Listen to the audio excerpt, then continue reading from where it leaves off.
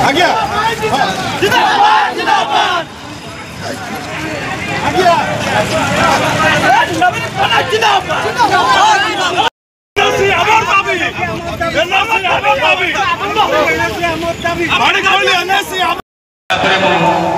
आमर जाजपुर जिला विजु जनता दलर सभापति श्रीजुक्त प्रताप चंद्र महांती वक्तव्य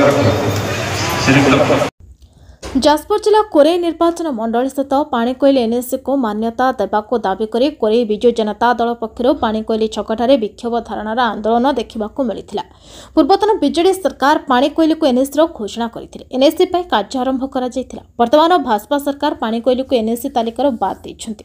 कोरे स्वाभिमान प्रति डबल इंजिन बीजेपी सरकार पाणीकोइली प्रति कुठारघात कर राजनीतिक दृष्टि रखी पाणीकोइली को एनएससी बाद दी जाए प्रश्नवाची सृष्टि कर पाणीकोइली को तुरंत एनएससी घोषणा कर दाबी नहीं आज राजरास्ता को ओह्लाइछि विजु जनता दल। पाणीकोइली पथरपदा गोलेपुर बिड़बिरुआ आदि पंचायतवासी एकत्रित एक आंदोलन को समर्थन दी सरकार विरोध में स्वर उठाई। कोरेवासी युवनेता भवप्रसाद दास नेतृत्व में विजु जनता दल पक्ष एक विराट शोभायात्रा युवक महिला बीजेडी नेतृवृंद सामिल हो डबल इंजिन सरकार विरोध में विभिन्न नाराबाजी कर विक्षोभ प्रदर्शन कर एक प्रतिभा सभा करते। डबल इंजिन सरकार पाणीकोइली को एनएससी घोषणा न करे जातीय राजपथ अचल कर दिजाव आंदोलनकारी मैंने सरकार को चेतावनी देते।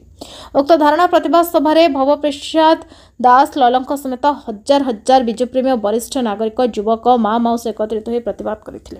सरकार दाबी माननीय पाणीकोइली को एनएससी मान्यता दियो न आगामी दिन में राजस्व को ओह्लाई तीव्र प्रतिवाद करने को आह्वान दे विजु जनता दल।